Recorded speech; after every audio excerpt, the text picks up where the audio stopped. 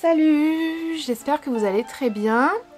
Écoutez, c'était bizarre de refilmer comme ça, mais on va faire une FAQ ou une Q&A. Je vous avais demandé sur Instagram si vous aviez quelques questions. D'ailleurs, l'une des questions c'était est-ce qu'on peut envisager un retour à l'ancienne sur cette chaîne principale? J'aurais envie de vous dire oui, en tout cas c'est ce que j'aimerais faire. Je vais pas vous cacher que je suis pas ultra à l'aise. Alors avant c'était pas un problème, ça n'avait jamais été un problème d'ailleurs pour moi. J'étais vraiment, je me fichais complètement que qui que ce soit voit mes vidéos. Et là j'avoue que c'est plus trop le cas. Honnêtement il y a parfois des sujets que j'ai vraiment envie d'aborder, comme le vieillissement, le rapport au corps, les perdre des amis, finalement vraiment rentrer dans la trentaine. Écoutez, j'aurais jamais cru que c'était un vrai sujet, mais je trouve que c'est un peu un sujet quand même. Et ou même beaucoup de choses que j'ai remarquées sur mon comportement, enfin des tas de choses, mais qui sont quand même assez personnelles. Je me sens pas totalement à l'aise avec le fait de les publier pour qu'absolument n'importe qui puisse les voir. Ce qui était pourtant avant quelque chose qui ne me posait même pas question. Enfin, si cette chaîne proposait peut-être une souscription, mais vraiment dérisoire à 2 € quoi. 1,99 € je crois que c'est le minimum. Ou peut-être c'est 2,99 € le minimum, je ne sais plus. Et que je puisse vraiment, voilà, me dire les personnes qui ont souscrit, c'est des personnes qui n'ont pas envie de... Enfin, personne, je pense, ne va perdre son temps à rester abonné sur du long terme pour juste pouvoir voir, etc. Des collègues ou des personnes qui connaissent des personnes qui me connaissent ne vont pas venir souscrire juste pour m'entendre parler de mon rapport au corps, des amis auxquels je ne parle plus, du fait de vivre seule, tout un tas de trucs, vous voyez. Et donc voilà, ce serait une possibilité et en fait je pense que je serais beaucoup plus à l'aise pour poster des vidéos extrêmement spontanées et qui ressemblent un peu aux raw emotions que je faisais par le passé. Mais je conçois que ce soit pas idéal et j'ai pas envie non plus que ce soit mal compris par certaines personnes. C'est pas dans une envie de monétiser cette chaîne YouTube, celle-là vraiment pas du tout. C'est parce que franchement je suis plus à l'aise avec le fait de partager beaucoup de choses intimes avec tout le monde, tout simplement. J'ai eu plusieurs questions sur Paris.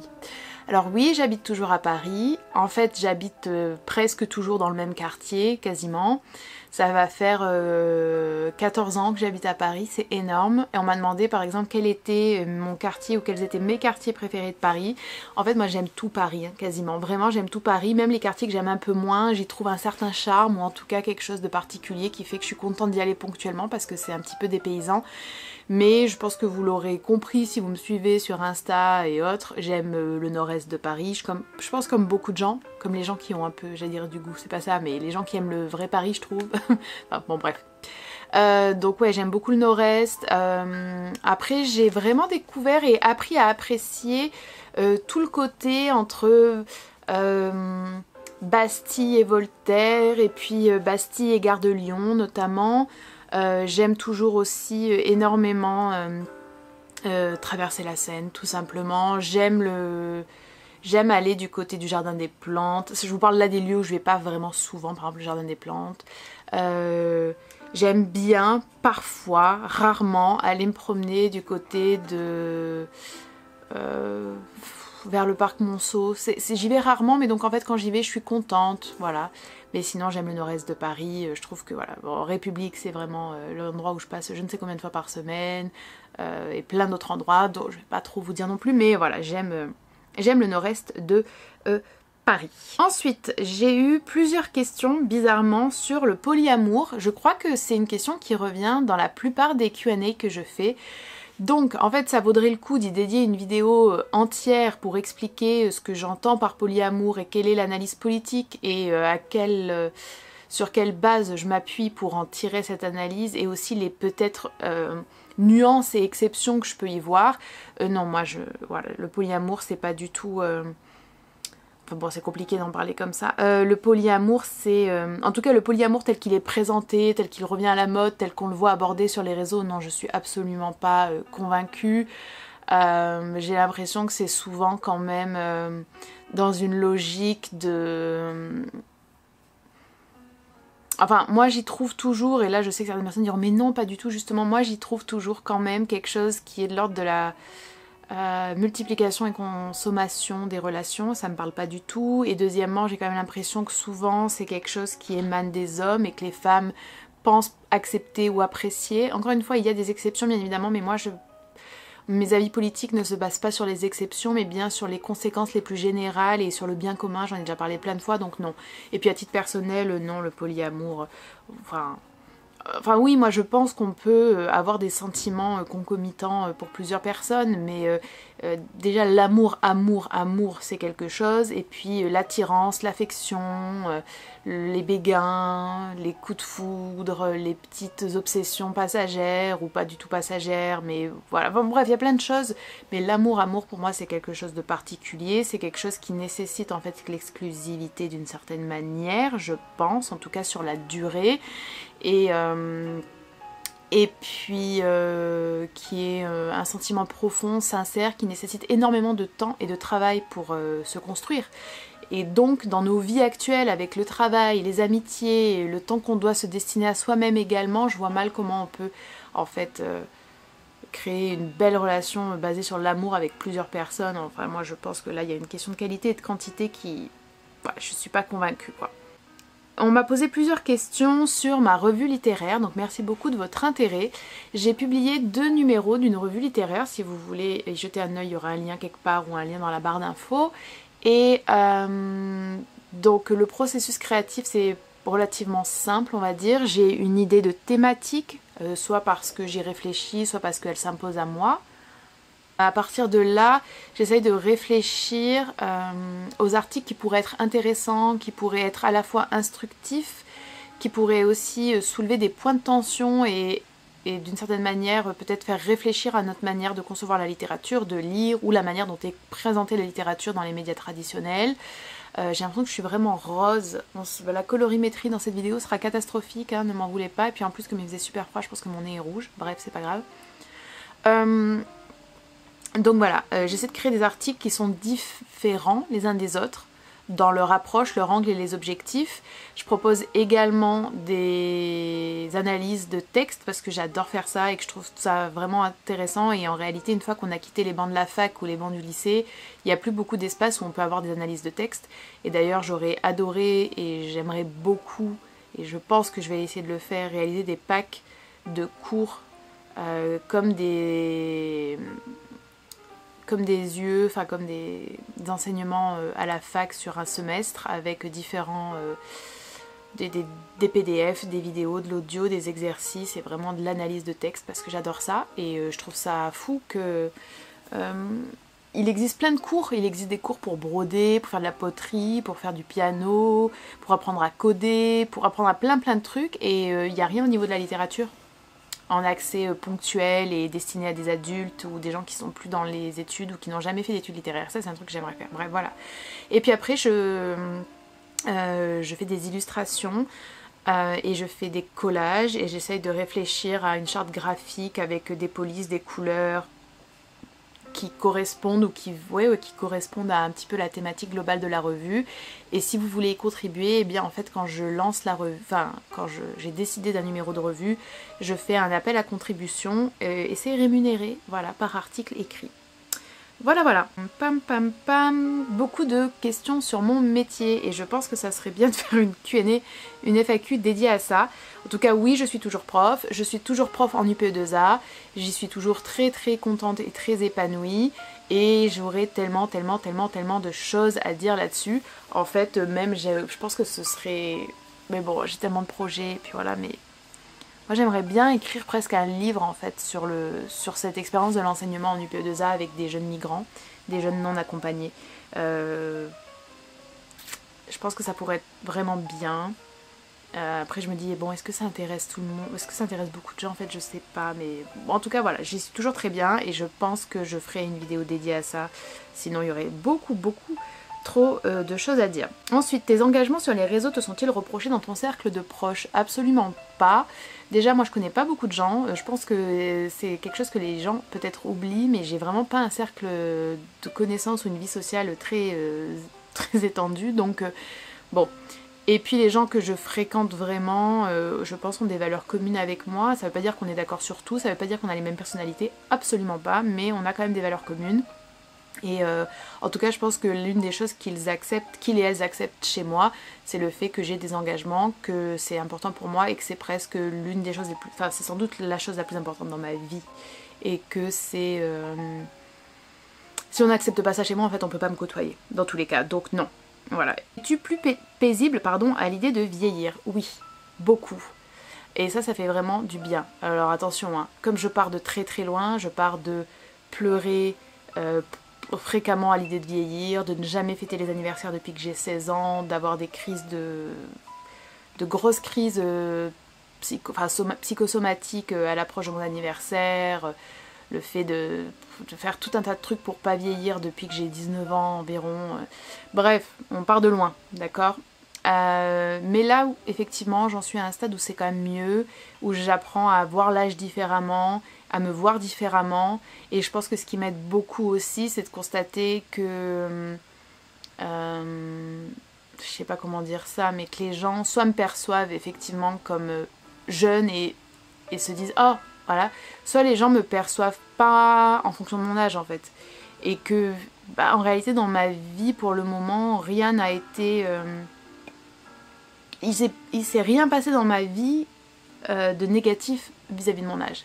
Bien évidemment, après, il y a d'autres problématiques qui sont le fait que quand on vieillit, les autres vieillissent aussi, les gens qui nous sont chers, les gens qui sont importants pour nous, on va essayer de faire ça. Et ça, c'est autre chose. Mais ça, malheureusement, c'est l'ordre de la vie. Et en fait, je pense que là, peut-être que le déni, c'est pas quelque chose que j'aime trop pratiquer, mais là, bon, je ferme les yeux un petit peu sur ça. Parce que je peux rien y faire, tout simplement. Coucou, j'espère que tu vas bien. Comment as-tu trouvé le Eras Tour et Taylor Swift en général? Oui, alors effectivement, j'avais dit que je ferais une vidéo sur Taylor Swift et sur le concert, et je l'ai jamais faite, il faudrait que je la fasse. J'ai adoré, c'était génial, beaucoup d'émotions bien évidemment. Faut savoir que Taylor Swift, je l'écoute en fait depuis que j'ai 16 ans, je pense. Je l'écoute vraiment depuis très très longtemps. Je pense que peu de gens le savent parce que ça correspond pas exactement à ce que j'écoute en général.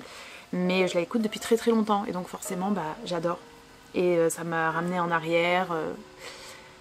C'était bittersweet quand même. Et puis il y a toujours la déprime post-concert. Je pense que tout le monde connaît ça. Voilà. Ça fait déjà 13 minutes que je parle. Donc on va essayer de faire juste 2 autres questions.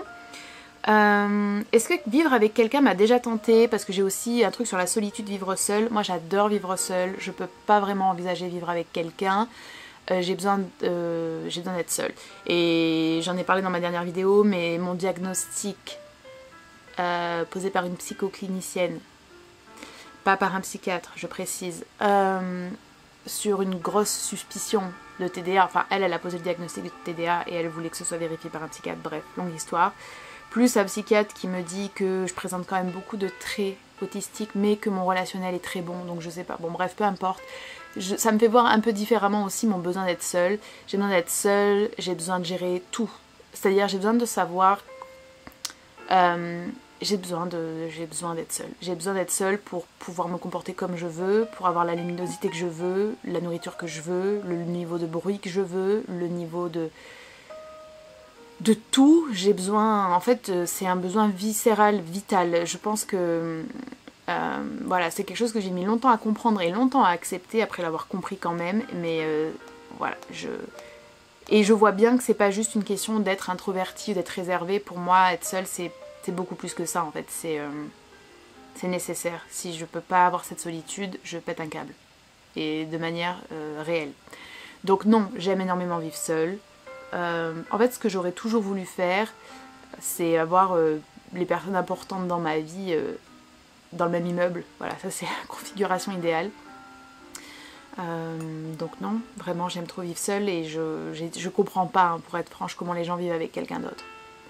Et pourtant j'ai vécu en coloc, mais je serais incapable de le refaire. Voilà. J'ai eu plusieurs questions sur Marguerite Stern, sur Thaïs Descuffon, etc. Écoutez, depuis au moins 3 ans, j'ai envie de préparer une série de vidéos sur les femmes de droite. Et donc je vais pas m'étendre là-dessus. On essaiera de faire ça. Voilà. Quel est ton rapport à la religion? Eh bien écoutez, je suis anti-religion, je sais que cette prise de position choque, je n'ai rien contre bien évidemment l'idée de croire en Dieu, l'idée d'avoir une spiritualité, l'idée de croire en plusieurs dieux, l'idée de croire en des esprits, en une vie après la mort ou en la réincarnation, bref je m'en fiche et moi-même je ne suis pas... Enfin, je crois en certaines choses, ou en tout cas, je laisse la possibilité que ces choses-là existent dans mon esprit. C'est pas un refus catégorique. Par contre, les religions, en tant qu'institution, organisation politique, sociale, parfois même avec tout un truc qui relève de l'économie, avec des dogmes, je n'aime pas en fait. Et qui pourrait aimer en réalité, elles sont misogynes, elles sont homophobes, elles sont absolument désastreuses. Enfin, elles sont hyper androcentrées dans tous les sens du terme, c'est-à-dire misogynes, mais elles sont aussi, je pense, elles alimentent l'idée que l'être humain est l'espèce la plus importante. Elles créent énormément de peur et d'interdits, de tabous. Les seules choses bien qu'elles ont pu faire, c'est que ouais, elles ont inspiré de super monuments, de super fresques, puis voilà. Et puis dans le monde, je veux dire, au bout d'un moment, il faut être lucide et on en revient toujours à cette idée de bien collectif et de pas parler de l'exception et de... Oui, ok, peut-être qu'il y a une personne qui va dire ah non, mais moi la religion m'a sauvé. En fait, c'est pas la religion qui t'a vraiment sauvé déjà, je pense. Mais encore, c'est un autre débat. Mais quand on regarde à l'échelle du monde, la religion produit quoi de bénéfique pour les sociétés, pour les communautés? Rien. En tout cas, la balance est pas bonne, quoi, l'équilibre est pas bon. Voilà, je pense que je vais prendre juste une dernière question. Comment ta relation avec le véganisme a-t-elle évolué? Écoutez, je vais essayer d'en reparler ça aussi en vidéo, mais ma relation avec le véganisme est la même. Je suis toujours végane, je n'envisage pas de ne pas être végane, je ne veux toujours pas manger avec des gens qui mangent des animaux, et j'essaye toujours de parler du véganisme de manière naturelle, etc. Les animaux restent toujours, les autres animaux en tout cas restent toujours ma priorité dans le monde, et puis voilà, je pense que... Après, il y a peut-être deux petites choses sur lesquelles... En fait, c'est pas que j'ai évolué sur ça, c'est qu'avant, j'y pensais pas spécialement, ou j'en ai jamais parlé. Je me dis, ah, ça pourrait être intéressant, et peut-être que ça pourrait vous surprendre, mais en réalité, je n'ai jamais pensé l'inverse. Donc, on en reparlera peut-être en vidéo. Ah, et dernière question, qu'est-ce qui t'a permis de faire ton pic trans? Donc, en gros, pour celles et ceux qui ne le sauraient pas, ça veut dire de comprendre ce qu'est le transactivisme et d'être critique sur l'idéologie du genre et sur l'idée même de transgenrisme.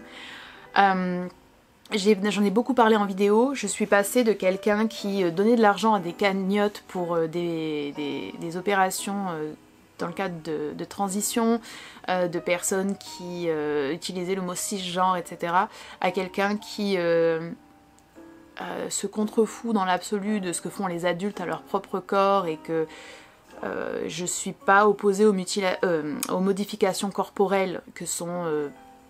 même celles extrêmes auxquelles on peut penser.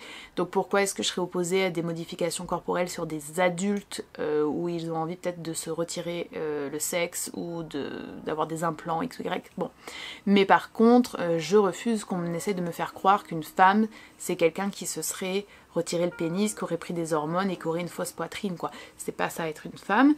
Et ce qui m'a permis de réaliser tout ça, de réaliser la violence du transactivisme, en fait, c'est tout simplement de suivre sur les réseaux sociaux depuis des années, depuis plus de 10 ans, des personnes trans et des personnes non trans, et pas tous les trans sont transactivistes, mais voilà, vous comprenez, et de voir la violence, la bêtise, le manque total de logique, de cohérence, la dangerosité à l'encontre des femmes, la misogynie incroyable, et la dictature vraiment de la pensée qui règne dans ce mouvement.